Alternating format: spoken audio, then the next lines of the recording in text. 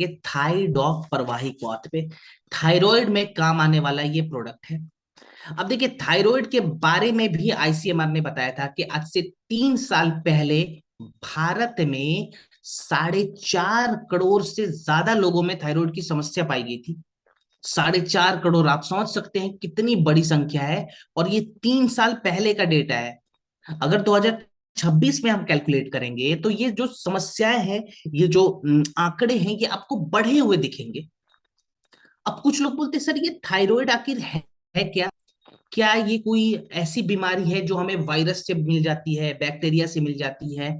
तो देखिए, थायराइड कोई बहुत आ, बड़ी बीमारी नहीं है, लेकिन इसको मार्केट में बड़ा बना दिया गया है।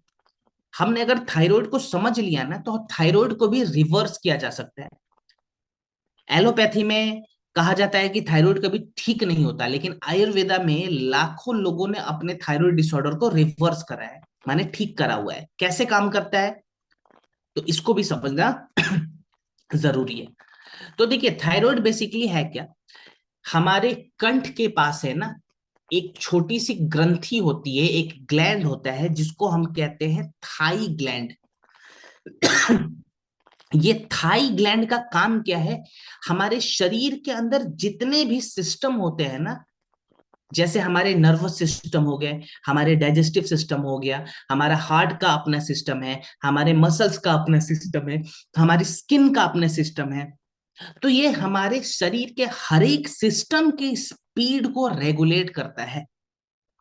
जैसे हमारे दिलों की धड़कन कितनी फास्ट होगी, कितनी स्लो होगी, इसका डिसीजन थाई ग्लैंड लेता है। हमारे पाचन तंत्र में जो मेटाबॉलिज्म है, माने खाने पचाने की जो स्पीड है, वो कितनी फास्ट कितनी स्लो होगी, ये डिसीजन थाई ग्लैंड ले रहा है। हमारे बाल कितने जल्दी बढ़ते हैं, हमारे नाखून कितने जल्दी बढ़ते हैं, ये डिसीजन भी थाई ग्लैंड लेगा। अब सोचिए, ये मशीन खराब हो जाए, ये ग्लैंड खराब हो जाए, तो शरीर का पूरा सिस्टम ही खराब हो जाएगा। एग्जाम्पल के तौर पे, कई बारी क्या होता है कि किसी भी कारण से, हजारों कारण है तो हम कारणों पे नहीं जाएंगे, मैं खाली एग्जांपल दे रहा हूं। किसी भी कारण से ना हमारा थाई ग्लैंड कभी कभी अपने शेप को चेंज कर लेता है और अपनी स्पीड को बहुत ज्यादा बढ़ा देता है।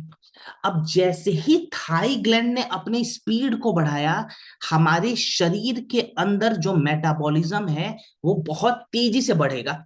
जैसे ही मेटाबॉलिज्म बढ़ा, हम एकदम से पतले होने शुरू हो जाएंगे, सूखने लग जाएंगे, हमारे हथेलियों पे पसीने आने लगते हैं, बाल जो है वो एकदम ड्राई होके झड़ने शुरू हो जाते हैं, दिलों की धड़कन एकदम फास्ट हो जाती है, गर्मी बहुत ज्यादा लगता है।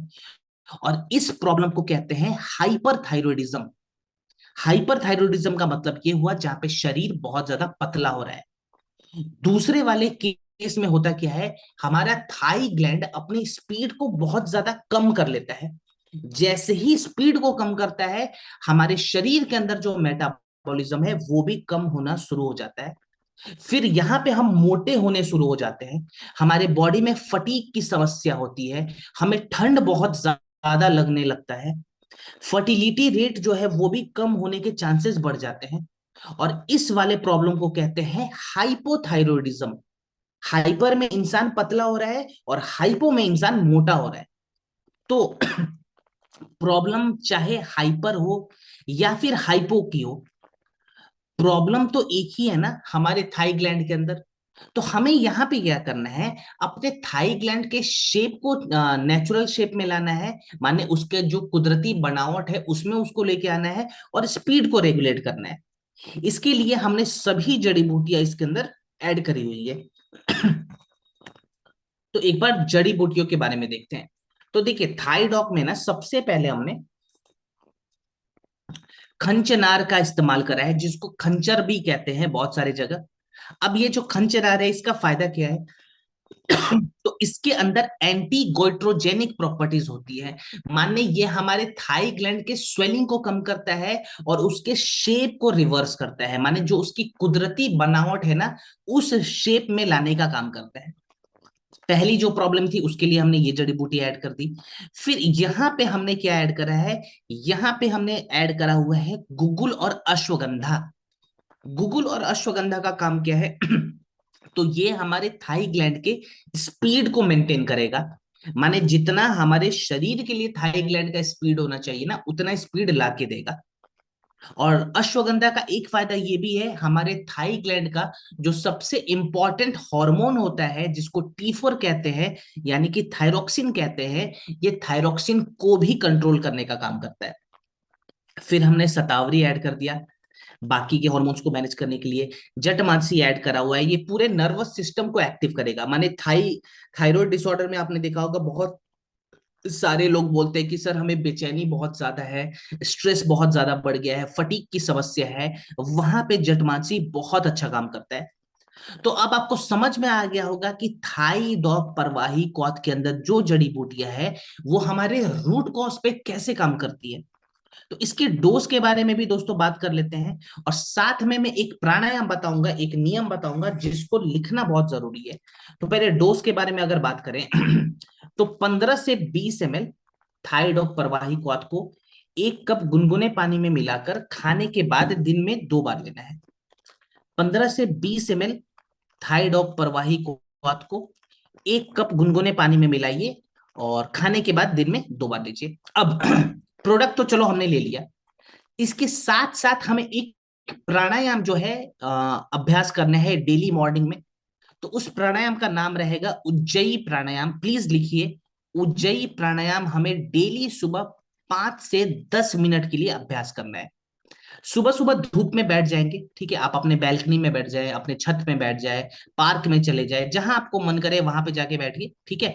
और उसके बाद से आपको क्या करना है, 5 से 10 मिनट के लिए उज्जयी प्राणायाम का अभ्यास करना है। इसमें हम क्या करते हैं ना, अपने थाई ग्लैंड को वाइब्रेट करते हैं। जब ये थाई ग्लैंड हमारा वाइब्रेट होता है ना, तो हमारे थाई ग्लैंड में जो ब्लॉकेजेस हो रखे हैं वो ब्लॉकेजेस खुल जाते हैं। इसके बाद उज्जयी प्राणायाम के बाद हम क्या करेंगे, धनिया का पत्ता सबको पता है, धनिया का पत्ता लाना है, बिल्कुल ताजी होनी चाहिए, उसमें थोड़ी सी पानी मिलाकर उसके चटनी को तैयार करें। धनिया के पत्ते में पानी को खाली मिलाइए, चटनी को तैयार कीजिए और 1 चम्मच चटनी खाना है। फिर आपको क्या करना है, 1 ग्लास गुनगुना पानी पीना है।